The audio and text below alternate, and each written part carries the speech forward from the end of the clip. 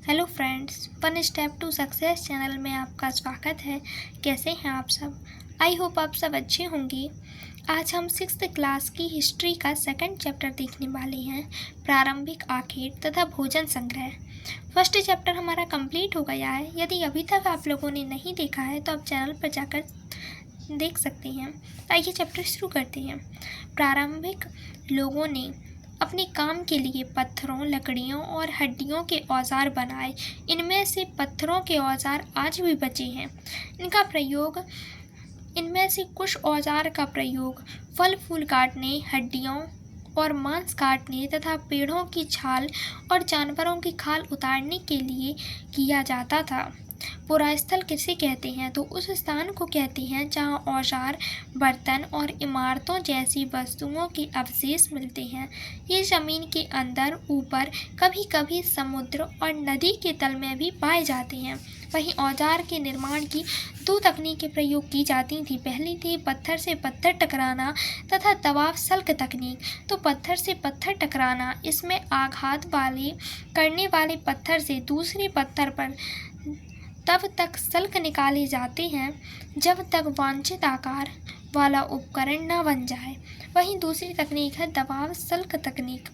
इसमें क्रूड को एक स्थिर सतह पर टिकाया जाता है और इस क्रूड पर हड्डी या पत्थर रखकर उस पर हथौड़ी नुमा पत्थर से सल्क निकाले जाते हैं। वहीं आग की खोज। कुरनूल गुफा, आंध्र प्रदेश से राख के अवशेष मिले हैं। आग का प्रयोग प्रकाश के लिए, मांस पकाने के लिए और खतरनाक जानवरों को दूर रखने के लिए किया जाता था। आग की खोज पुरापाषाण काल में हुई है। पुरातत्वविदों ने काल को 3 भागों में विभाजित किया है: आरंभिक काल, मध्यकाल तथा उत्तर पुरापाषाण काल। तो पुरापाषाण काल या आरंभिक काल। पुरापाषाण काल 20 लाख साल पहले से 12,000 साल पहले तक। यह 2 शब्दों पुरा यानी प्राचीन और पाषाण यानी पत्थर से बना है। मानव इतिहास की लगभग 99% कहानी इसी काल के दौरान घटित हुई हैं। पुरापाषाणिक पुरास्थल। भीमबेटका मध्य प्रदेश में जो एक आवासीय पुरास्थल है जहां गुफाओं में लोग निवास करते थे। वहीं हुंशी कर्नाटक, कुरनूल गुफाएं आंध्र प्रदेश। भारत में पुरापाषाण युग के दौरान शुतुरमुर्ग होते थे। महाराष्ट्र के पटने पुरास्थल से शुतुरमुर्ग के अंडों के अवशेष मिले हैं। इनके कुछ छिलकों पर चित्रांकन भी मिलता है। इन अंडों से मनके बनाए जाते थे। वहीं मध्य पाषाण काल, जो लगभग 12,000 साल पहले से लेकर 10,000 साल पहले तक रहा, जिस काल में हमें पर्यावरणीय बदलाव मिलते हैं, उसे मेसोलिथ यानी मध्य पाषाण युग कहते हैं। पर्यावरणीय बदलाव के कारण कई क्षेत्रों में घास वाले मैदान बनने लगे थे इस समय, तथा इस काल में मछली भी भोजन का महत्वपूर्ण स्रोत बन गई थी।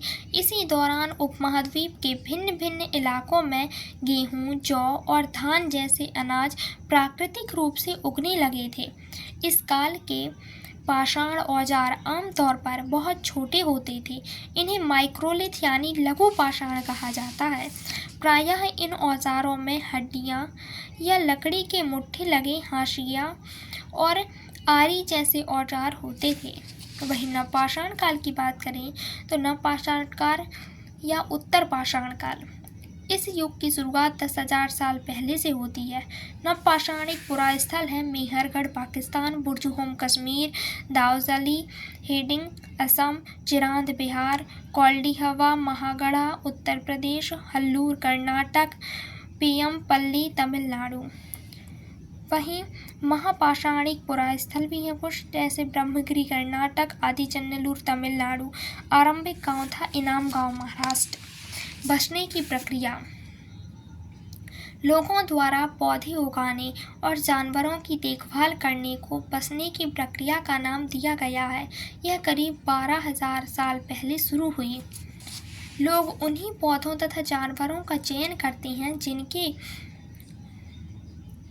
बीमार होने की संभावना कम होती है और जो आमतौर पर अहिंसक होते हैं। सबसे पहले पालतू बनाए गए जानवरों में कुत्ते के बाद भेड़ बकरी आती हैं। अनाज को भोजन और बीज दोनों ही रूपों में बचा कर रखने के लिए बहुत से इलाकों में लोगों ने मिट्टी के बड़े बड़े बर्तन बनाए, टोकरियां बुनी या फिर जमीन में गड्ढा खोदा। अनाज का उपयोग विभिन्न रूपों में किया जाता था, जैसे बीज के रूप में, खाद के रूप में, उपहार के रूप में, भंडारण के रूप में। वही अनाज और हड्डियाँ और कुछ उस जहाँ से वे प्राप्त हुई हैं वे पुरास्थल के नाम। गेहूँ, जौ, भेड़ बकरी, मवेशी मेहरगढ़ पाकिस्तान से। वहीं चावल, जानवरों की हड्डियों के टुकड़े कौल्डी हवा उत्तर प्रदेश से। चावल मवेशी महागढ़ा उत्तर प्रदेश से प्राप्त हुए हैं। गेहूँ दलहन के अवशेष गुफ्फरकल कश्मीर। गेहूँ दलहन कुत्ते मवेशी भैंस भेड़ बकरी बुर्ज होम कश्मीर से इनके अवशेष प्राप्त हुए हैं। चैप्टर कंप्लीट हो गया है। एक बार और देखते हैं।